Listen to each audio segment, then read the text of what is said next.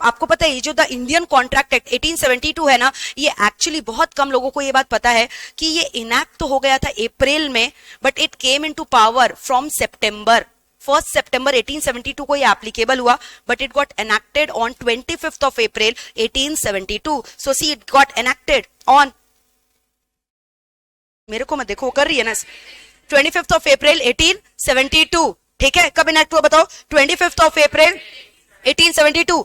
लेकिन रुको, इनैक्ट तो भले ही हुआ था कब? 25 अप्रैल 1872 को, लेकिन एप्लीकेबल कब से हुआ? 1 September 1872। It became applicable from 1 September 1872। Clear है? द इंडियन कॉन्ट्रैक्ट एक्ट किसने बनाया था? Imperial legislative council. क्या इंडियन पार्लियामेंट ने इस लॉ को अडॉप्ट कर लिया? क्या इसका ओरिजिन ब्रिटिश कॉमन लॉ का है? क्या इसको किसने बनाया था? ब्रिटिशर्स ने बनाया था। क्लियर है? जब इंडिया को क्या बोला जाता था? क्या बोला जाता था बताओ?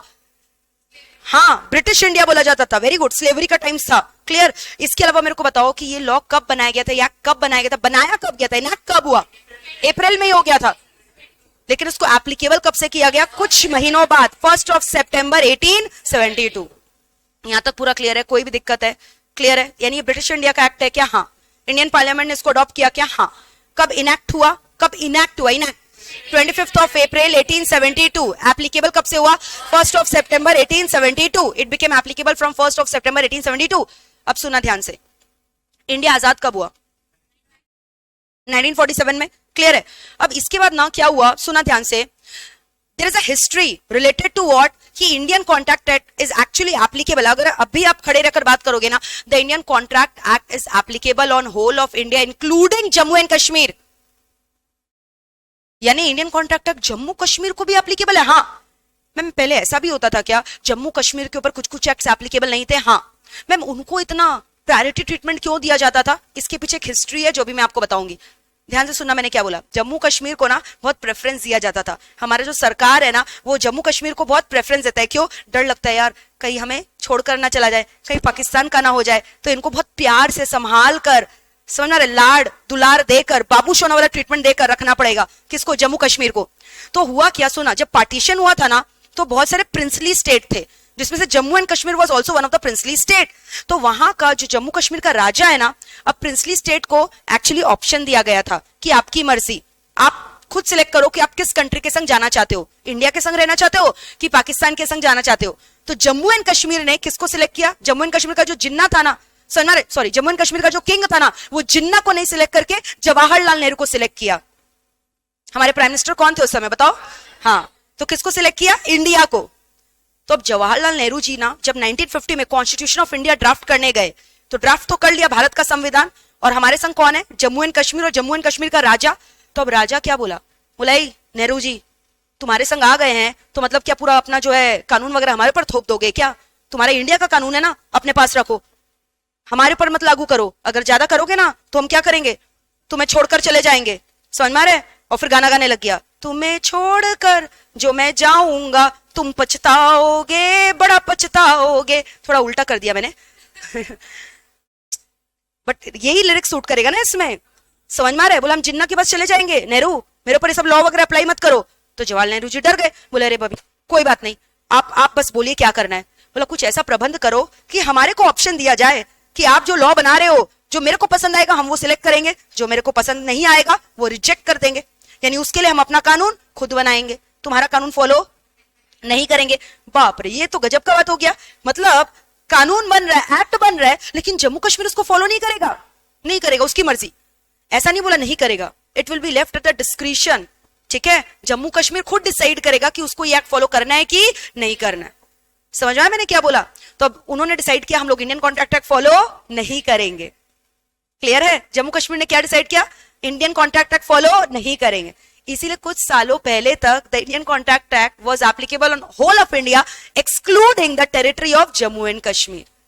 लेकिन फिर क्या हुआ? कहानी में आया ट्विस्ट। आ गए हमारे मोटा भाई, home minister of the country, Amit Shah. समझ में? 2019 में अमेंडमेंट आया।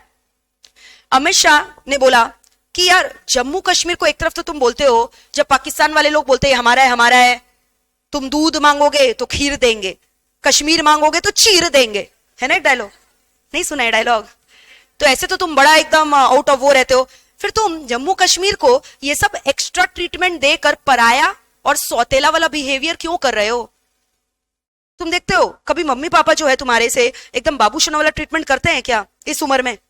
इस उम्र में कि आजा बाबू, बैठ जा, बोल बाबू क्या चाहिए, अभी तक बैठा हुआ है, कब जाएगा, खाना पड़ा है ले लो, खा लो, समझ में, अभी तक खाया नहीं, ठंडा हो गया, हम नहीं करेंगे, खुद गर्म करके आ जाओ। या कभी कुछ एक्स्ट्रा प्यार अगर मम्मी पापा दिखाते हैं तो तुम लोग को भी अजीब नहीं लगता है कि हम लोग गेस्ट है क्या? मतलब ऐसे नहीं फीलिंग आता? इतना भी प्यार अच्छा नहीं लगता है ना? पराया वाला ट्रीटमेंट आता है कि नहीं? इतना आओ भगत कौन करता है? मेहमान मेहमान आता है तब हम लोग उसका इतना आओ भगत करते हैं ना कि इधर बैठ जाइए, कुछ लाए क्या, पानी ला दे क्या? मम्मी ऐसे बोलती है क्या तुमको? बोलो ऐसे बोलती है क्या घर में? आइए बैठिए ना, इधर बैठिए, ये रहा डाइनिंग टेबल आपके लिए रख रखे हैं, बैठिए और बताइए क्या लाए आपके लिए, पानी ला दे, क्या लेकर आए, बोलिए। ऐसे करती है क्या? समझ में आ रहा है? नहीं ना। जिस दिन ऐसे करने लग जाएगी तुम लोग को कैसा बिहेवियर लगने लगेगा? हाँ हम लोग पराये हो, अपने ही घर में हम लोग क्या पराये हो गए हैं क्या? तो तुमको हजम ही नहीं होगा यार वैसा ट्रीटमेंट। तो तुम ये जम्मू कश्मीर को ऐसे पराया और सौतेला वाला बिहेवियर क्यों कर रहे हो? एक्स्ट्रा प्यार दिखाकर। एक्स्ट्रा प्यार मत दिखाओ, दिखाओ कि वो इंडिया का ही पार्ट है, समझ में आ रहा है? तो इसलिए अमित शाह ने बहुत अच्छा डिसीजन लिया और बोला कि ये जो आर्टिकल 370, आर्टिकल नंबर कौन सा था बताओ? 370 के तहत जम्मू एंड कश्मीर को जो प्रेफरेंशियल ट्रीटमेंट दिया जा रहा था ना, उसको हम एब्रोगेट करेंगे, अब हटाएंगे, रिमूव करेंगे, अमेंड करेंगे। So there was an abrogation और there was an amendment in article 370 which made all the acts applicable to whole of India including Jammu and Kashmir. तो इतने सारे ऐसे एक्ट्स है जो अब किसके ऊपर एप्लीकेबल बन गए? इंडिया के ऊपर तो थे, एक्सक्लूडिंग जम्मू कश्मीर थे ना, वो एक्सक्लूडिंग की जगह क्या हो गया? Including. So after the amendment in article number 370 क्या किया बताओ अमित शाह ने? इंडियन कॉन्ट्रैक्ट एक्ट को भी एप्लीकेबल करवा दिया जम्मू कश्मीर के ऊपर।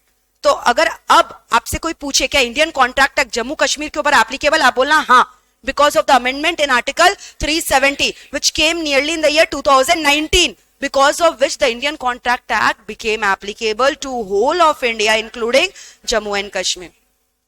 समझ में आ रहे क्या बोल रहे हैं हम? पूरा स्टोरी क्लियर हुआ कि कैसे ये चीज चेंजेस हुआ।